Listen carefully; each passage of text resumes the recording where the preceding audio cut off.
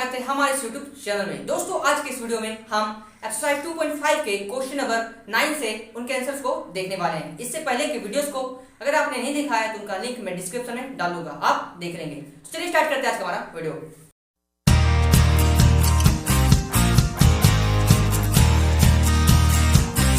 दोस्तों question number 9 में क्या बोल रहा है, एक समकोण त्रिभुज है जिसका नाम क्या है ABC, ठीक है। उसमें एंगल बी दिया है 90 डिग्री और AB का वैल्यू दिया है 6 सेंटीमीटर, BC का वैल्यू दिया है 8 सेंटीमीटर और AC को फाइंड करने बोल रहा है, ठीक है। तो पहले समझते हैं समकोण त्रिभुज क्या होता है। तो वैसा त्रिभुज जिसमें एक कोण 90 डिग्री का होता है उसको बोलते हैं समकोण त्रिभुज, ठीक है। मतलब एक कोण 90 डिग्री का उसको समकोण त्रिभुज बोलते हैं। इसमें दिया है AC 6 सेंटीमीटर, तो AC 6 सेंटीमीटर है, BC 8 सेंटीमीटर और इसको हमको फाइंड करना है, ठीक है। इसको बनाने से पहले हमको एक फॉर्मूला आना चाहिए। क्या आना चाहिए? तो पाइथागोरस का प्रमेय, पाइथागोरस का एक प्रमेय होता है, ठीक है। उसको हम लोग को क्या आना चाहिए, याद होना चाहिए, ठीक है। वो फॉर्मूला क्या है? कर्ण का वर्ग प्लस इक्वल टू आधार का वर्ग प्लस ऊंचाई का वर्ग। ये फॉर्मूला आपको याद होना चाहिए। क्या है? कर्ण का वर्ग इक्वल टू आधार का वर्ग प्लस ऊंचाई का वर्ग, ठीक है। तो इसमें कर्ण कौन है? जिसे 90 डिग्री का कौन दिख रहा है, इसका सामने जो भुजा होता है, यानी 90 डिग्री का भुजा के सामने जो 90 डिग्री का कोण के सामने जो भुजा होता है उसको कर्ण बोलते हैं। क्या बोलते हैं? कर्ण बोलते हैं, ठीक है।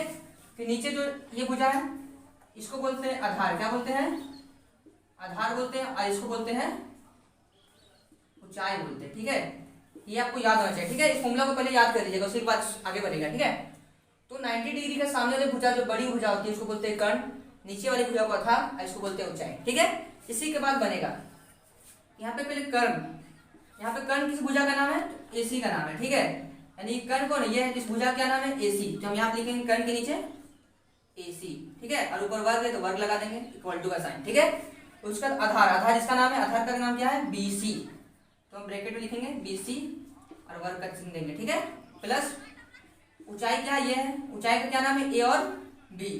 तो हम लिखेंगे AB का वर्ग, ठीक है। नाम ध्यान से देखिएगा, कर्ण इस भुजा का नाम है तो इस भुजा का नाम क्या है? AC। तो हम AC लिखें। आधार का BC नाम है तो BC लिखें और ऊंचाई का नाम है AB, तो हम यहाँ पर लिख दिए AB, ठीक है। अब इसका वैल्यू उठाते हैं। तो यहाँ AC का वैल्यू कुछ नहीं दिया हुआ है तो AC को हम AC लिख देंगे, ठीक है। BC का वैल्यू क्या है? 8 सेंटीमीटर, तो हम यहाँ लिखेंगे 8 का वर्ग, ठीक है। और AB क्या है? 6, तो यहाँ लिखेंगे हम 6 का वर्ग, ठीक है। उसका आप सोल्व करते हैं तो ये तो ऐसे ही रह जाएगा। 8 का वर्ग 64 हो गया प्लस 6 का वर्ग 36, ठीक है। फिर AC का वर्ग हो गया, इसको जोड़ देंगे तो क्या आएगा? 100, 100 हो गया, ठीक है। इसके बाद क्या करेंगे? यहां से जब वर्ग घटता है तो यहाँ पर क्या आता है, याद है? यानी कि वर्ग घटेगा तो यहाँ पर आएगा अंडर रूट। क्या आएगा? अंडर रूट, यानी कि वर्गमूल का चिन्ह आएगा, ठीक है। वर्ग घटेगा तो क्या आएगा? इधर वर्गमूल का साइन होगा। अब इसको सोल्व करने तो आपका पता होगा 100 किसका वर्ग है, यानी कि 100 का वर्गमूल क्या होगा? 100 का वर्गमूल क्या होता है? 10 होता है। तो यहाँ पर लिख देंगे हम 10 सेंटीमीटर। ये हो गया आपका आंसर, यानी कि AC क्या निकला? 10 सेंटीमीटर, ठीक है। वर्गमूल कैसे निकलता है आपको पता होगा, नहीं पता उसका लिंक डिस्क्रिप्शन में आप देख लेंगे, ठीक है। तो ये रहा आंसर। तो आपको समझ में आ गया होगा। पहले आपको फॉर्मूला याद होना चाहिए, कर्ण का वर्ग इक्वल टू आधार का वर्ग प्लस ऊंचाई का वर्ग, ठीक है। कर्ण क्या था? AC था, AC का वैल्यू बैठा है। आधार BC था, BC बैठा है। ऊंचाई AB था, वैल्यू बैठा है, ठीक है। BC का वैल्यू 8 सेंटीमीटर, इसका वैल्यू यहाँ बैठा है। इसका वर्ग निकाले 64, 36, दोनों को जोड़ दे, ठीक है। यहीं पर मेन काम है, जब भी यहाँ से स्क्वायर हटता है तो यहाँ पर वर्ग का साइन आता है, ठीक है, जो कि यहाँ पर है, ठीक है। अब इसका वर्गमूल निकाल दिए तो 10 सेंटीमीटर आया, तो ये बन गया, ठीक है। इसी तरह क्वेश्चन नंबर B भी बनेगा इसका। चलिए इसको देखते हैं। तो B में भी पहले की तरह बोला है, एक समकोण त्रिभुज है, यानी समकोण त्रिभुज एक कोण 20 डिग्री का है, ठीक है। एक कोण क्या है? 90 डिग्री का है। लेकिन इसमें क्या बोला है? अगर AC दिया है 13 सेंटीमीटर, यानी कि कर्ण आपको दिया है, आधार दिया है 5 सेंटीमीटर, लेकिन इसमें क्या निकालना है आपको? ऊंचाई निकालना है, यानी कि AB निकालना है, ठीक है। तो इसको भी पहले की तरह बनाएंगे। पहले क्या लिखेंगे? पाइथागोरस प्रमेय, ठीक है। क्या लिखेंगे? पाइथागोरस प्रमेय लिखेंगे, ठीक है। पाइथागोरस प्रमेय क्या होता है? कर्ण का वर्ग इक्वल टू आधार का वर्ग प्लस ऊंचाई का वर्ग, ठीक है। ये फॉर्मूला याद है तो फिर बैठाते हैं। कर्ण क्या है? ये है, इसका नाम क्या है? AC। तो हम यहाँ लिखेंगे AC और वर्ग का चिन्ह देंगे। आधार क्या है? BC, तो BC देंगे। ऊंचाई क्या है? AB, तो यहाँ पे लिखेंगे हम AB, ठीक है। अब वैल्यू बैठाते हैं। AC का वैल्यू दिया हुआ है 13 क्या लिखेंगे हम 13। BC का वैल्यू दिया है 5, क्या लिखेंगे 5, और AB का वैल्यू यहाँ पर नहीं दिया हुआ है, ठीक है, नहीं दिया हुआ है, तो इसको सोल्व करते हैं। 13 का वर्ग क्या होता है 169, 5 का वर्ग 25, और AB तो नहीं दिया हुआ है तो उसको ऐसे लिख देंगे, ठीक है। उसका इसको क्या करेंगे, ये इधर साइड आएगा तो क्या होगा -25। समीकरण का नियम है, जब इधर आता है प्लस नंबर इधर आएगा तो माइनस होगा, ठीक है। अब इसको घटाएंगे तो क्या आएगा 144, ठीक है। इसका बाद बनाते हैं, उसका क्या करेंगे, वर्ग इधर हटेगा तो यहाँ क्या आएगा वर्गमूल आएगा, ठीक है। वर्ग हटता तो क्या आता है वर्गमूल आता है ना, तो बस 144 का वर्गमूल क्या आएगा 12 आएगा, ठीक है। तो निकल गया AB इक्वल टू 12 सेंटीमीटर। इसको भी पहले ही क्वेश्चन की तरह सोल्व किए, बस इसमें क्या था यहाँ पर ये नहीं दिया हुआ था, इसमें ये दिया हुआ ये नहीं दिया हुआ है, तो इसको इधर घटाएं और इसका वर्गमूल निकाल दिया, ठीक है। चलिए अब क्वेश्चन नंबर 10 को समझते हैं। दोस्तों क्वेश्चन नंबर 10 में क्या बोल रहा है, एक माली के पास 1030 पौधे हैं, इन पौधों को वह इस प्रकार लगाना चाहता है कि पंक्तियों की संख्या और स्तंभों की संख्या समान रहे, इसके लिए उसे कम से कम कितने पौधों की आवश्यकता होगी। तो ये क्वेश्चन नंबर 5 की तरह बनेगा, ठीक है। इसमें बोल क्या रहा है कि उसको लगाना है 1030 पौधे, माली को लगाना है 1030 पौधे, और उसको कैसे लगाना है, जैसे कि इस टाइप से, जैसे कि अगर 3 लाइन है तो इधर से भी 3 लाइन होना चाहिए, ठीक है। मतलब अगर इस लाइन से अगर इस तरह से वो 3 पौधा लगा रहा है तो उसको भी इस तरह से लगाना होगा, ठीक है। मतलब पंक्ति को सीधा और सुता के, यानी खड़ी रेखा और पड़ी रेखा में जो पौधों की संख्या होगी वह क्या होनी चाहिए समान होनी चाहिए। तो जब लगाया उसको तो 1030 पौधा लगाया, लेकिन वो कम पड़ गया तो उसको कुछ और पौधे की जरूरत है, तो कितने पौधे की जरूरत है कि वह समान रूप से लग जाए, ये क्वेश्चन पूछ रहा है। तो इसको जस्ट क्वेश्चन 5 की तरह बनाएंगे, ठीक है। तो पहले क्या करेंगे भाग विधि से इसका वर्गमूल निकालेंगे, ठीक है, ठीक है। जोड़ा लेंगे, भाग विधि से वर्गमूल निकालने अगर नहीं आता है उसका लिंक डिस्क्रिप्शन में आप देख लेंगे, ठीक है।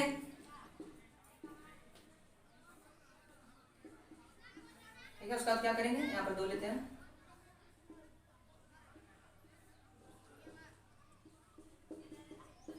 ठीक है। तो यहाँ पर 6 है, इसमें क्या करते थे 32 का स्क्वायर से क्या होगा ज्यादा होगा, क्यों होगा, और 33 का स्क्वायर से कम होगा। क्वेश्चन नंबर 5 को अगर आपने बनाया होगा तो आपको पता होगा, ठीक है, क्योंकि इसमें जोड़ना है, क्या करना है जोड़ना है। तो जोड़ने वाला बताया था ना, इसका वर्ग से ज्यादा होता है और अगला नंबर का वर्ग से कम होता है, क्यों, क्योंकि 32 का वर्ग कितना आता है देखिए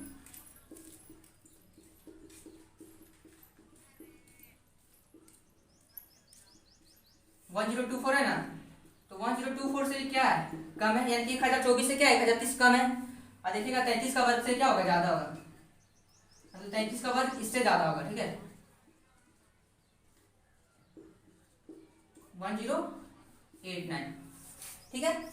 तो इसको मतलब 1030 पौधा में हम कितना पौधा जोड़ेंगे कि वो इतना आ जाएगा, तो घटाते हैं मान चल जाएगा 59, मतलब 1030 पौधा जो माली के पास है उसमें अगर वो 59 पौधा और जोड़ देगा तो कितना पौधा पौधा हो जाएगा 1089, जिसके कारण वो बराबर संख्या में आराम से लगा पाएगा पौधा को। मतलब अगर इधर से 3 लगाएगा तो इसको इधर से भी 3 आराम से लगा पाएगा। तो इसका आंसर क्या हो गया 59, इसका आंसर होगा 59। मतलब माली को 59 पौधों की आवश्यकता है ताकि वह समांतर रूप से पौधों को लगा सके, ठीक है। आपको समझ में आ गया होगा। चलिए इसी तरह क्वेश्चन नंबर 11 को समझते हैं। दोस्तों क्वेश्चन नंबर 11 क्या बोल रहा है, एक विद्यालय में 630 विद्यार्थी हैं, खेल शिक्षक ने अभ्यास के लिए इन्हें इस तरह से खड़ा किया गया कि पंक्तियों की संख्या समान रहे। इस व्यवस्था के लिए कुछ स्टूडेंट्स को बाहर जाना पड़ेगा, तो कितने स्टूडेंट को बाहर जाना पड़ेगा, ये भी पिछले क्वेश्चन की तरह है। इसमें क्या बोल रहा है 63 स्टूडेंट है, ठीक है। इसमें इसको फिर इस तरह लगाना है जैसे कि एक लाइन में, जैसे इसमें 5 बच्चा है, ठीक है, एक लाइन में 5 बच्चा है, तो टोटल इसी तरह से 5 लाइन इधर खींचना है हमको, ठीक है। और इस 5 लाइन में कितना बचाना चाहिए, तो 5 बचाना चाहिए, ठीक है। इस टाइप से बोल रहा है, मतलब अगर इस टाइप से 5 बच्चा है लाइन में खड़ा तो इस टाइप से भी 5 बचाना चाहिए, मतलब समान संख्या होनी चाहिए। तो टोटल 630 बच्चा था, ठीक है। तो इसमें से कुछ बच्चा को बाहर जाना पड़ेगा, क्यों, क्योंकि कुछ बच्चा एक्स्ट्रा पड़ जा रहा है, ठीक है। तो इसको जस्ट क्वेश्चन नंबर 4 की तरह बनाएंगे, घटाने वाला है, पहले भाग विधि से सोल्व करते हैं, ठीक है।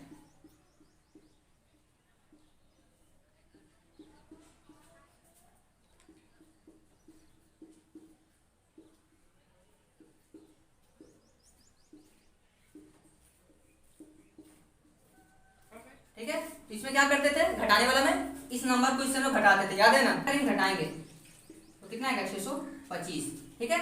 और 625 बच्चा किस टाइप से होगा, मतलब इस टाइप से आराम से लग जाएगा, मतलब एक्स्ट्रा बच्चा कितना था 5, तो आंसर ये हो गया। अतिरिक्त बच्चा कितना है, तो 5 अतिरिक्त बच्चा है, जिसको हमको क्या करना है, बाहर करना है, ताकि यह लाइन इजीली रख सके, ठीक है। आपको समझ में आ गया होगा। चलिए अब क्वेश्चन नंबर 12 को इजीली समझते हैं। दोस्तों क्वेश्चन नंबर 12 में क्या बोल रहा है, 3/7 का जो वर्गमूल निकालिए 4.4 अंक तक। ये क्वेश्चन थोड़ा सा हार्ड है, थोड़ा ध्यान से देखिएगा, ठीक है। तो पहले हम 7 को 3 से डिवाइड देंगे, मतलब 7 से हम 3 को क्या करेंगे, डिवाइड देंगे, ठीक है। तो 0.0, ठीक है।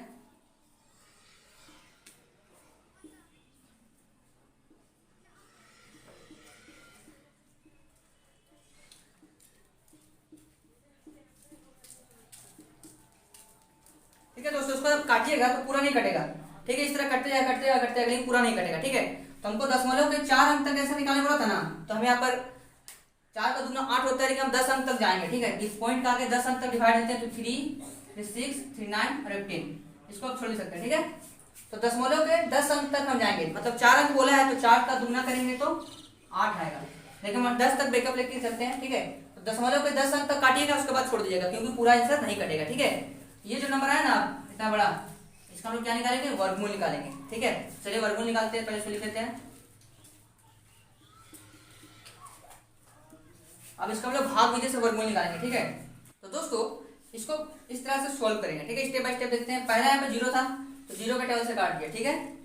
उसके बाद यहाँ पर एक पहले दशमलव होता था, तो यहाँ दशमलव लिखे, ठीक है। उसका एक जोड़ा उतारेंगे तो 42 यहाँ पर, ठीक है। किसका वर्ग 42 से कम आता है, तो 6 का वर्ग 36 होता है। यहाँ पर 2 बार 6 लिखे, एक बार 6 यहाँ पर लिखे, ठीक है। यहाँ पर 36 हुआ, इसको घटाया तो आया 6, उसका एक जोड़ा यहाँ पर उतारे, ठीक है। इसको जोड़कर हम यहाँ पर लिख दिया, ठीक है। उसके बाद यहाँ पर कोई नंबर रखना था जिसको गुना करके 8685 से कम आए, तो वो तो 5 गुना करके क्या 6 to 5 आया, यहाँ 6 to 5 लिखे, यहाँ पर एक बार 5 लिखे, ठीक है। फिर घटाए तो क्या आया 60 आया, उसका एक जोड़ा उतारे तो 71 हुआ, ठीक है। और इसको जोड़े तो 130 हुआ। फिर यहाँ पर कोई नंबर रखना था तो हम 4 रखें, क्यों 5 to 1 6 आया, मतलब इससे थोड़ा कम चाहिए था, तो 5 रखें ना, मतलब 4 रखें, यहाँ पर ये आया, एक बार 4 यहाँ लिखे, 2 बार यहाँ लिखे, इसको लिखे, ठीक है। उसका फिर एक डिजिट पूरा, तो अगर हम क्या रखें, ये 6 रखें, 6 से तो मल्टीप्लाई किया ना, तो क्या आंसर है 78516, तो इसको सोल्व किया। उसी तरह से फिर एक और ये था, इसको उतारे यहाँ पर, ठीक है। आप इसको लास्ट में सोल्व कर दीजिए, यहाँ पर आंसर आ गया। ये थोड़ा सा एक बार नहीं बनेगा, लेकिन इसको स्टेप बाय स्टेप करेंगे तो बन जाएगा, ठीक है। तो क्या है 06456 ये आपका आंसर है। लेकिन किताब में आंसर ये दिया हुआ है 0, क्यों दिया हुआ है, क्योंकि इस तरह से बढ़ते जाएगा, तो 6 के बाद ये और बढ़ते जाएगा। तो दशमलव केवल 4 अंक तक बोला था आंसर ना, यहाँ तक बोला था, इसलिए इसको एक बढ़ा दिया गया है। तो आप ये भी आंसर लिख सकते हैं 04, ये भी आंसर सही है और ये भी आंसर सही है, ठीक है। मतलब तो दशमलव केवल 4 अंक चाहिए था, इस तरह तो बढ़ते जाएगा, इसका आंसर खत्म नहीं हुआ, ठीक है। इसलिए इसको क्या करेगा, बढ़ा दिया गया, ठीक है। तो ये हो गया आंसर। या तो आप 0.6546 भी ऐसे लिख सकते हैं, या फिर 0.6547 भी लिख सकते हैं। तो चलिए आप क्वेश्चन नंबर 13 को समझते हैं वो कैसे बनेगा। दोस्तों क्वेश्चन नंबर 13 में भी पिछले क्वेश्चन की तरह बोला है, लेकिन इसमें क्या बोला है, दशमलव के बाद अगर 3 अंक तक क्या निकालिए, वर्गमूल निकालिए। तो क्वेश्चन ये है, इसको सोल्व करते हैं। पहले क्या करेंगे, इसको सोल्व करते हैं। तो 3 दाग के 30, 30 2 32/3, ये पूर्णांक को सोल्व करने आता है। क्या किया, इसको गुना किया, 3 दाग के 30 और 3 में 2 32/3, ठीक है। अब इसको डिवाइड देते हैं। तो अगर दशमलव के 3 अंक तक जाने बोला तो हम 6 तक जाते हैं, ठीक है, मतलब 6 अंक तक काटेंगे, ठीक है ना। तो 3 एकम 3, ठीक है, ये नहीं कटेगा 0,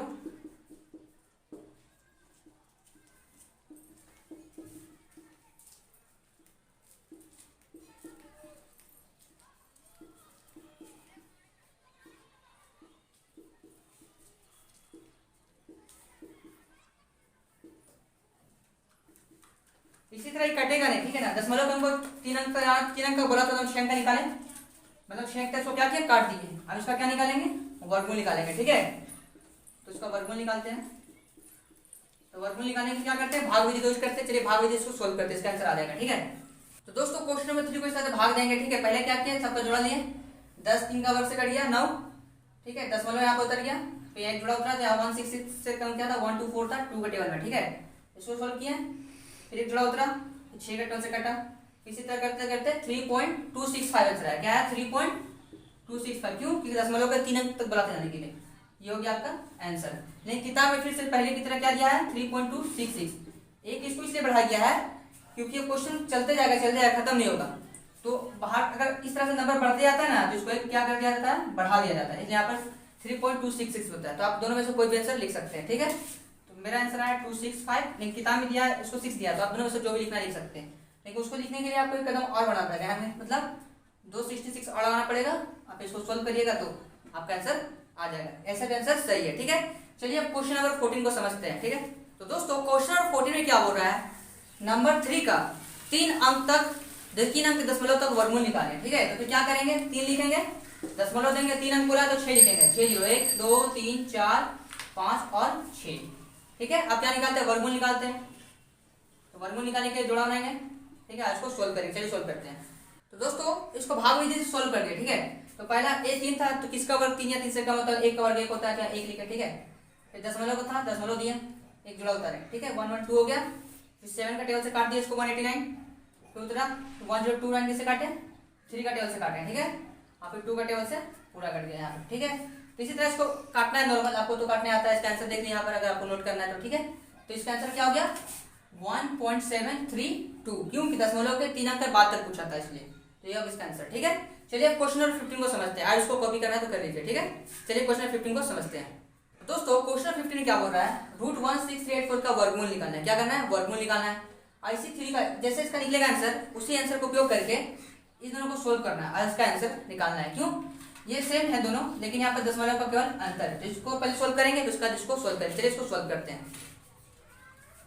तो इसको भाग विधि से सोल्व करेंगे, तो क्या है 16384, तो भाग विधि आता है आपको, जोड़ा देंगे और इसको सोल्व करें। चलिए सोल्व करें। तो दोस्तों भाग विधि से इसको सोल्व कर दिया मैंने, ठीक है। इसका आंसर क्या है 128, यानी कि इसका आंसर आ गया 128, यानी कि वर्गमूल आ गया, ठीक है। अब इसी का यूज करके दोनों को सोल्व करना है। यहाँ पर क्वेश्चन है पहला क्या 163.84 और 1.6382, तो दोनों का वर्गमूल तो सेम ही आएगा। क्यों, क्योंकि सब तो यही है, ठीक है। केवल दशमलव का अंतर है। तो 2 अंक के बाद दशमलव है ना, तो 1 अंक के बाद दशमलव लगाएंगे, वर्गमूल में 1 अंक लगेगा, ठीक है। वहां पर 2 है तो यहाँ पर 1 अंक लगेगा, यहाँ पर 4 है तो 2 अंक लगेगा, ठीक है। ये दशमलव का नियम है, समझ लीजिए।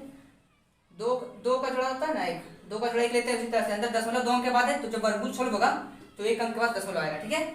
और ये 4 अंक है तो उसको सोल्व करेंगे तो 2 अंक के बाद आएगा, ठीक है। अब इसको जोड़ देंगे, तो 128 प्लस 0.281 इस तरह से जुड़ेगा, ठीक है। दशमलव के ध्यान से जुड़ेगा, दशमलव के दशमलव 8 नीचे 2, यहाँ पर 8, यहाँ कुछ नहीं 0। अब जोड़ देते हैं 8 0 3 1 4 14, आंसर आया 1408, ठीक है। मतलब क्या किया, पहले इसका वर्गमूल निकालें। इसका जो वर्गमूल तो भाई दोनों का वर्गमूल था, तो दशमलव का अंतर था।